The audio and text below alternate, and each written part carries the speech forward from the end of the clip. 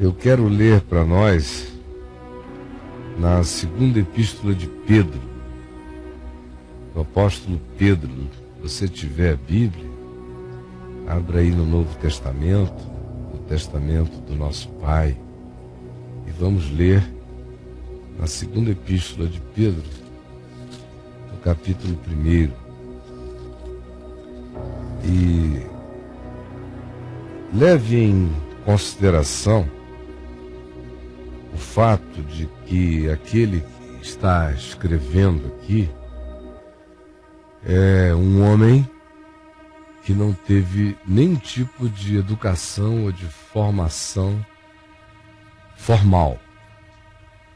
Tudo que ele foi aprendendo foi de orelha, de ouvir, de pensar, aprendendo tudo enquanto ralava, trabalhava, como um pescador, num ambiente economicamente hostil à sobrevivência, com muita exploração.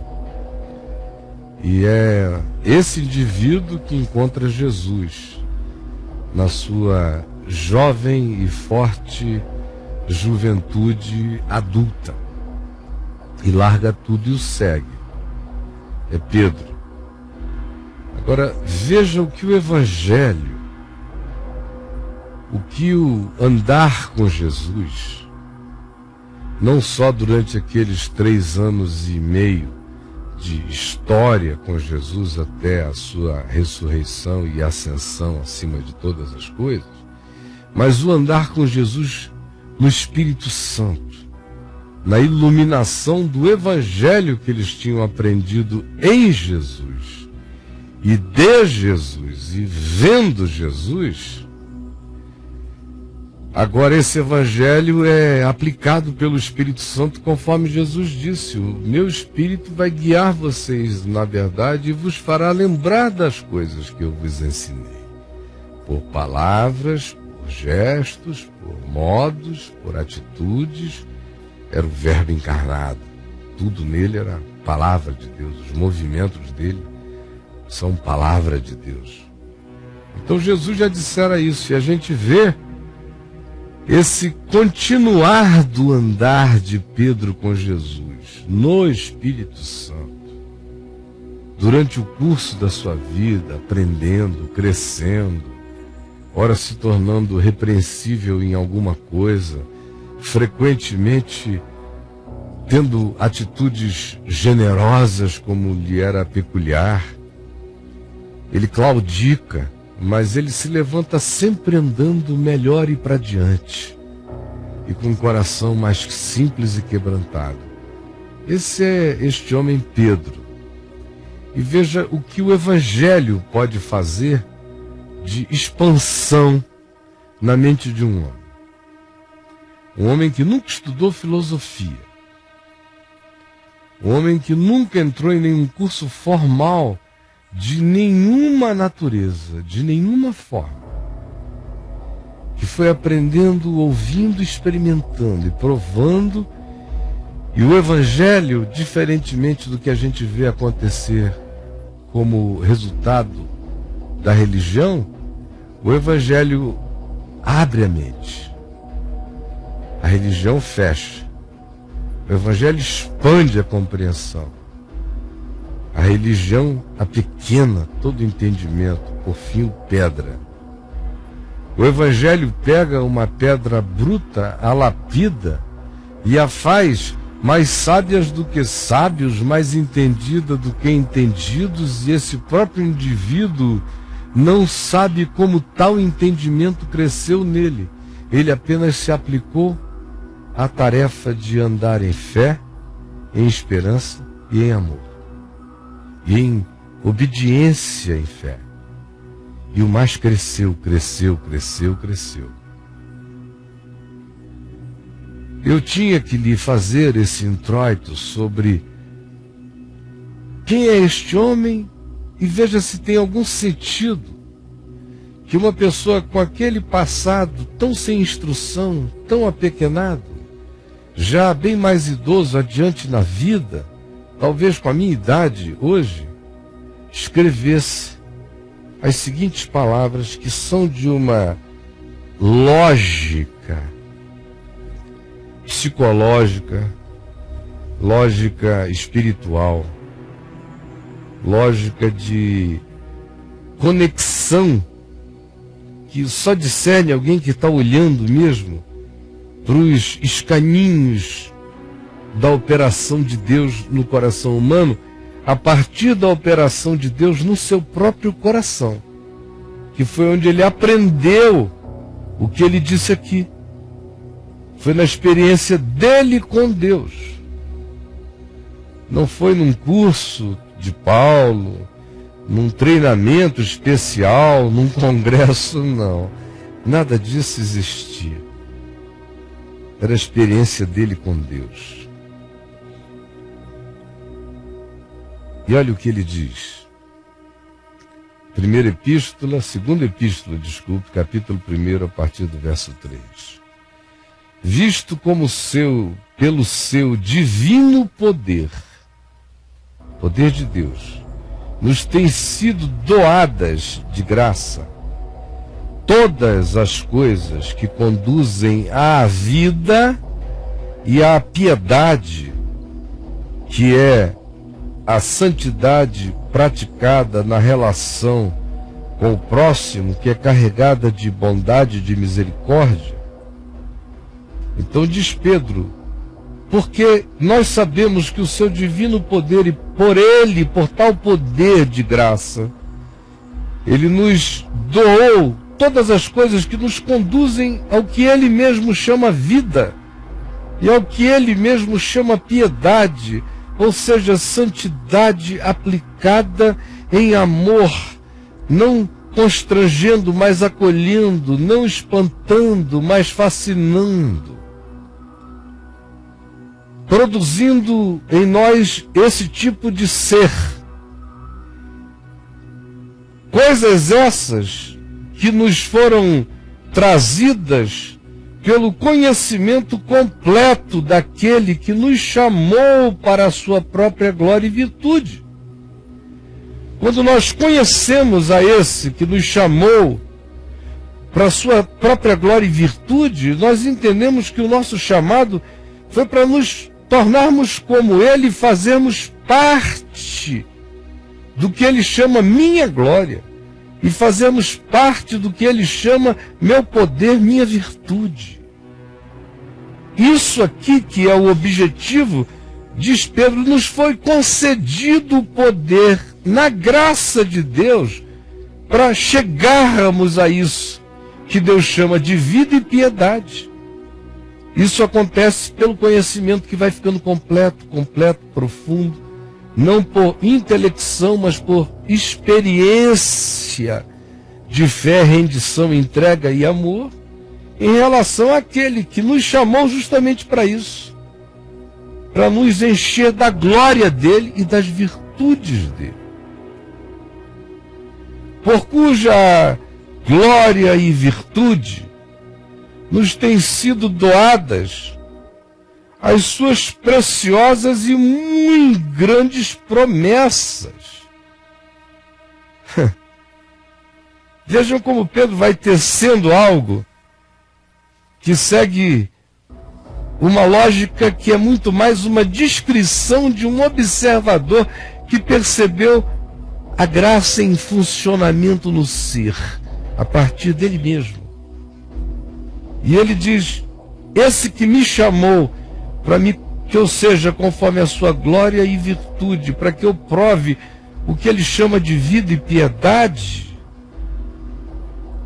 me concedeu todos os meios para que eu aí chegue. Porque por ele nos têm sido doadas as suas preciosas e muito grandes promessas de vida, para que pelas promessas de vida nós nos tornemos coparticipantes da natureza divina, para que pelas promessas de vida que nos foram feitas de graça, por causa do amor com o qual ele nos amou, por tais promessas nós nos tornamos co-participantes da natureza divina. O que ele quer dizer? O que ele está dizendo é que quando o conhecimento de Deus me chega, e ele me chega como evangelho, o evangelho carrega a promessa da vida eterna e da vida abundante aqui e agora, não como expressão de poder externo e humano. Vida abundante é onde a vida acontece, no interior, no coração. O evangelho é promessa de libertação de enganos, auto-enganos. Conhecereis a verdade, e a verdade vos libertará. O evangelho é libertação de todo medo de juízo. Quem crê em mim já passou da morte para a vida, não entra em juízo. O evangelho é promessa de presença de Deus conosco o tempo todo, todos os dias, de habitação de Deus em nós, como penhor do Espírito, penhor do Espírito Santo, nos marcando, dizendo: eu sou o penhor, a garantia de que vocês são de Deus. Eu, o Espírito Divino, habito em vocês como garantia de que vocês são de Deus. Eu sou o penhor, garantia. Promessas, promessas e promessas de vida,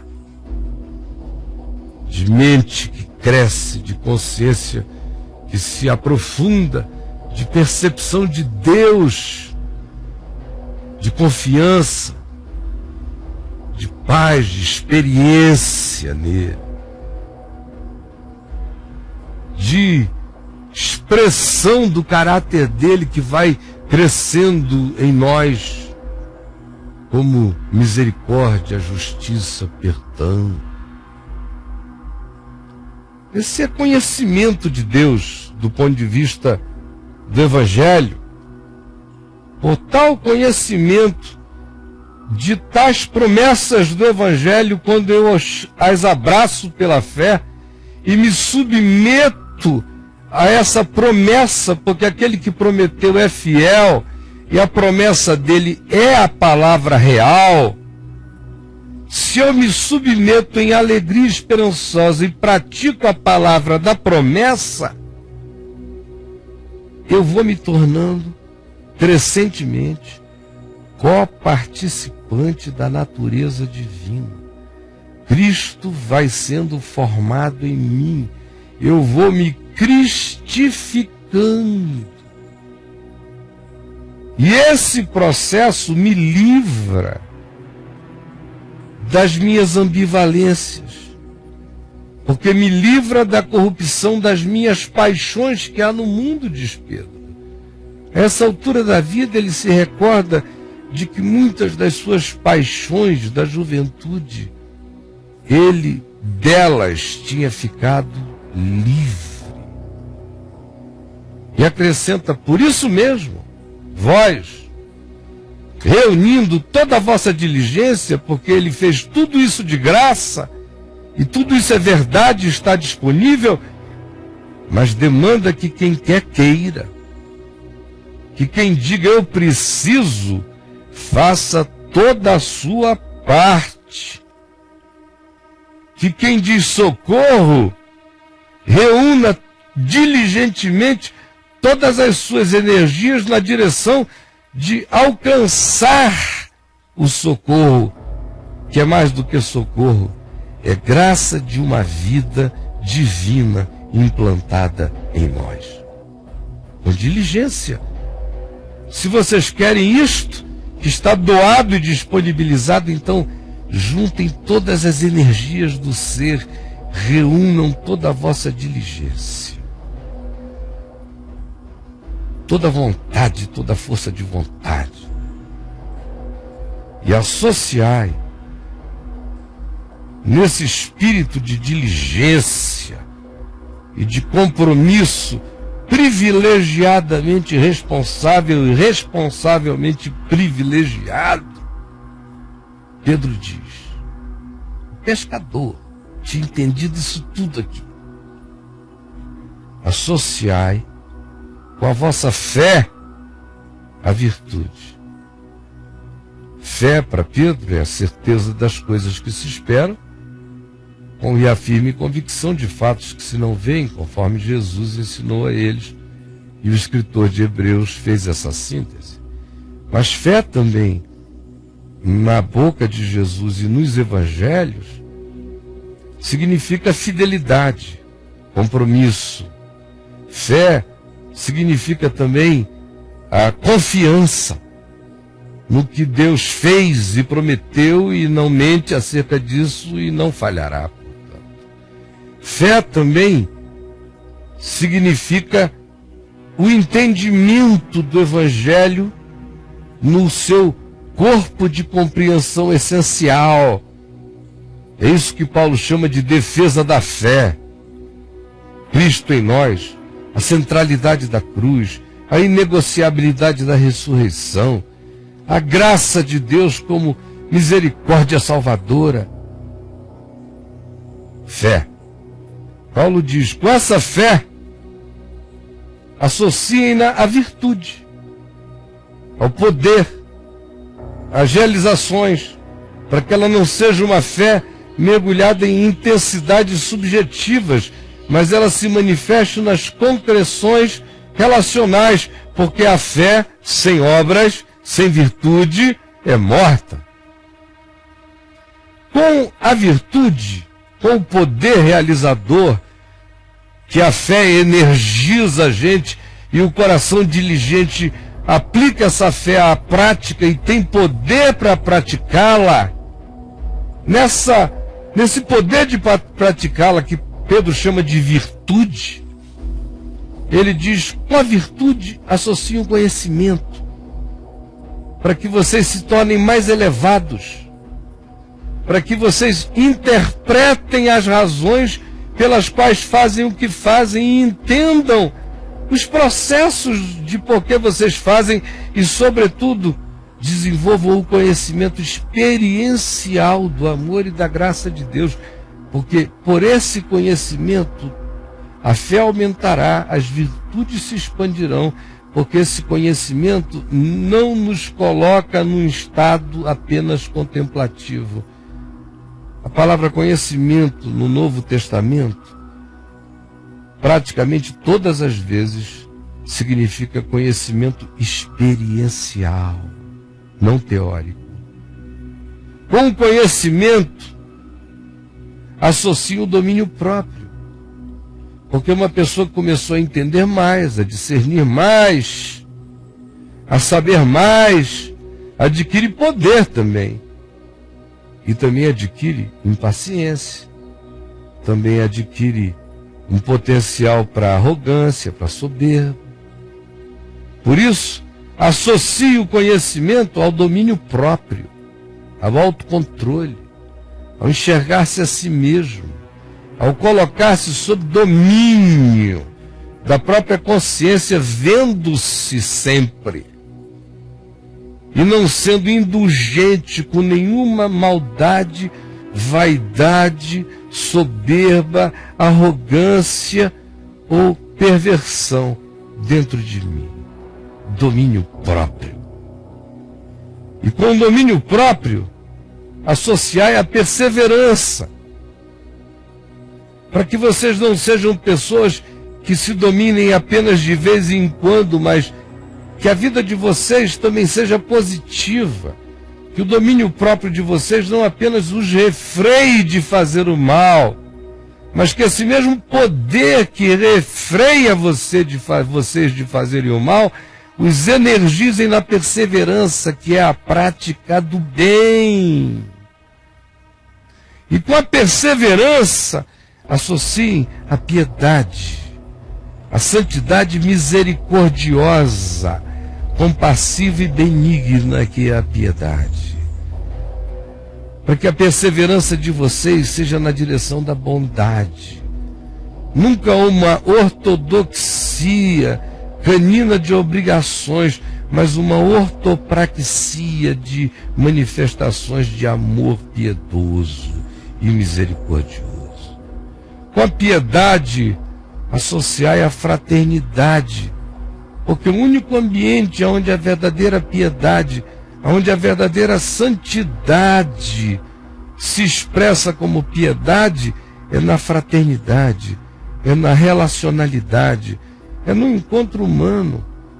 Eu só sou visto como piedoso diante de Deus, por Deus, se a minha vida for misericórdia, compaixão e amor, e perdão e justiça na minha relação com o meu próximo. Portanto, é na fraternidade que a piedade cresce. E é na experiência de amar o irmão, apesar dele e apesar de mim, que o amor se desenvolve em mim. Porque eu só crescerei em amor nesta vida se eu conseguir amar meu próximo como a mim mesmo. No dia que eu amá-lo como a mim mesmo, eu ainda sou um servo inútil do amor.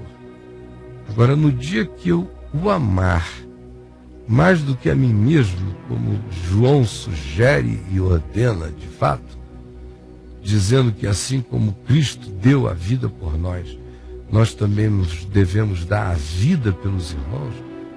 E irmãos aqui são todos os seres humanos, não os membros de um clube religioso. É o próximo. Pois bem, quando a gente chega nesse nível, a gente vai virando um ente amor. Mas essa é uma viagem, um caminho sobremodo excelente que a gente tem que percorrer. E não existe a menor chance de que o amor se desenvolva em mim sem ser no ambiente da relatividade do encontro humano. Porque Deus determinou que o amor só cresce em mim através da expansão dele no meu abraçar, acolher e discernir meu próximo. Aí ele cresce em mim como amor. Distanciado dessa relação humana, eu posso cantar dias e dias, ler a Bíblia milhares de vezes, mas o amor não vai se manifestar em mim. Ele só se manifesta na ortopraxia do encontro fraterno, da comunhão, ou até mesmo no vencer o mal com o bem, no encontro fratricida. Mas é aí que o amor cresce. E Pedro prossegue.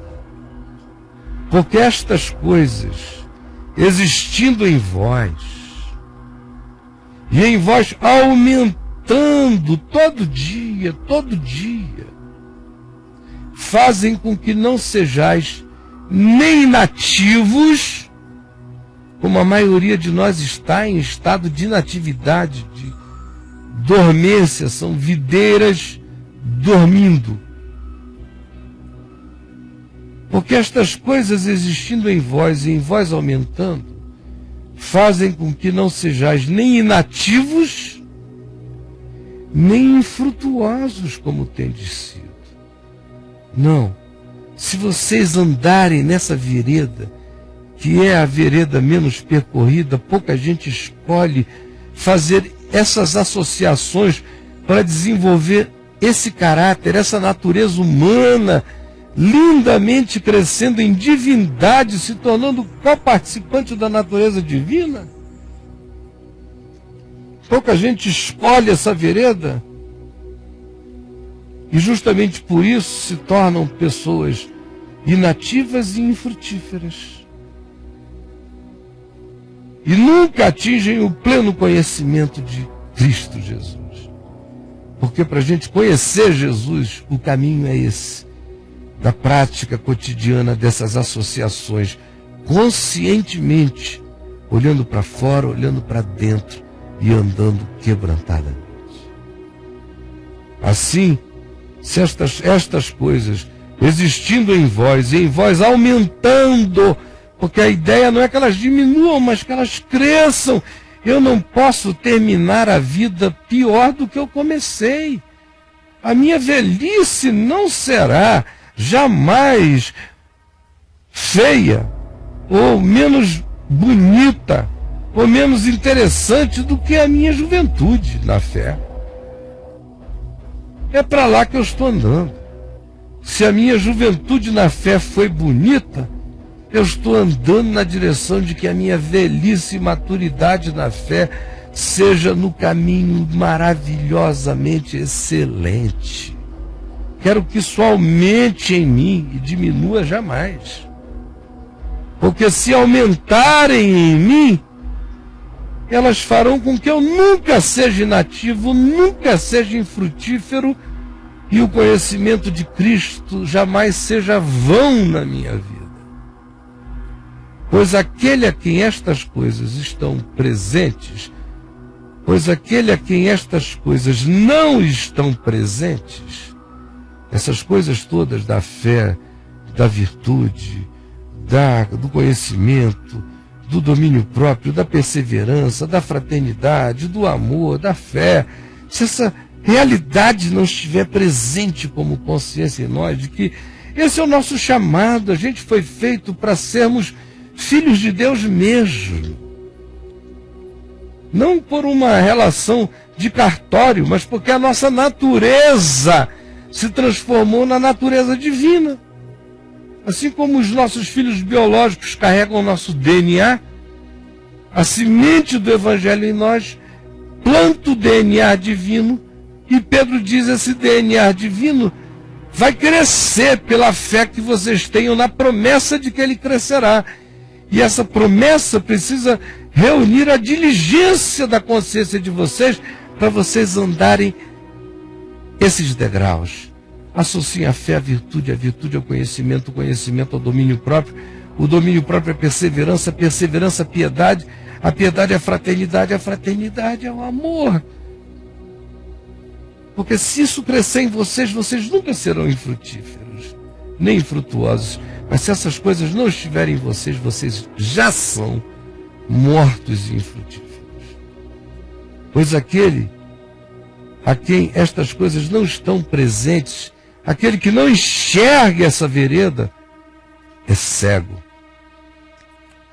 vendo o sol que está na cara e não tendo nenhuma visão jamais para além. É o que eu vejo todo mundo enxergando no máximo numa miopia danada que está na cara. Mas o que abre o nosso entendimento e a nossa visão é andar nessa consciência, nessa crescência da implantação da natureza divina na minha. Aquele a quem estas coisas não estão presentes, não tem esse discernimento, é um cego, vendo o sol que está perto e esquecido da purificação dos seus pecados de outrora. Não carrega no coração a gratidão que gera constrangimento do amor de Cristo, que é o que nos persuade a vivermos nele, julgando nós isto, que um morreu por todos, logo todos morreram, para que aqueles que agora vivem não vivam mais para si mesmos, mas para aquele que por eles morreu e ressuscitou dentre os mortos.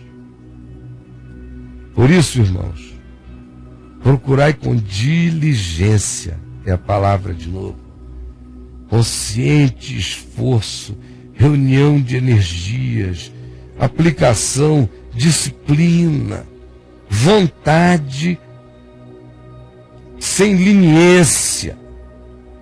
Por isso, irmãos, procurai com diligência cada vez maior confirmar a vossa vocação e eleição. Como é que eu a confirmo? Deixando que a divina semente dê o fruto de me levar da fé às obras, das obras ao conhecimento, do conhecimento mais profundo e experiencial a domínio próprio, para que eu não me ensoberbeça. Com domínio próprio, a perseverança, para que eu não me dê o prêmio de ficar quieto só porque eu, sabendo demais, consigo me controlar. Quem sabe o suficiente tem que ter o domínio próprio para perseverar ensinando com amor. E associa a perseverança à piedade, e com a piedade à fraternidade, e com a fraternidade é o amor. Porque andando assim, confirmareis a vossa vocação e a vossa eleição. Qual é a nossa vocação e a nossa eleição? Ele nos chamou para a sua glória e virtude. Ele nos chamou para que nos tornemos coparticipantes da natureza divina. E isso nos faz ficar livres das corrupções, das paixões que há no mundo. Pois desta maneira é que vos será amplamente suprida a entrada no reino eterno do nosso Senhor Jesus Cristo. Pois é desta maneira. Eu não conseguiria imaginar aquele homem da Galileia, recém-chamado por Jesus, fazendo as coisas que o Evangelho nos permite ver que ele faz, seus rompantes. Tudo que brota nele de bom é revelação do Espírito, porque ele entregue aos seus rompantes, de vez em quando, o Pedrão faz uma calamidade. Não dava para imaginar que, depois de 30 anos, 35 anos, esse homem iria entender a viagem, não porque ele estudou fora, mas porque ele a discerniu na sua jornada pessoal. Em outras palavras, ter andado 3 anos e meio com Jesus não deixou Pedro nesse estado. Foi ter andado o resto da vida com Jesus, carregando Jesus no coração. Espírito Santo em mim, que é o Espírito de Jesus. Foi andando o resto da vida com Jesus que ele conheceu essa vereda. Essa é uma vereda que só é conhecida por aquele que determina seguir nela. Aí ele vai se tornando cada vez mais coparticipante da natureza divina e cada vez mais livre das paixões que há no mundo e que habitam a nossa carne, que nos chamam para uma existência de animalidade enlouquecida, não é nem de animalidade sóbria, porque o animal sóbrio só come quando está com fome e não acumula por nenhuma razão. Agora, nós somos levados a uma bestialidade estúpida e idiota. Para sermos salvos dela, só acolhendo o Evangelho e ficando grávidos dessa promessa de que em Cristo eu sou herdeiro de Deus, co-herdeiro de Deus.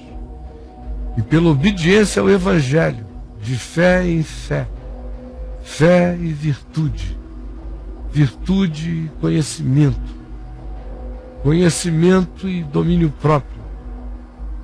próprio e piedade, piedade e fraternidade, fraternidade e amor.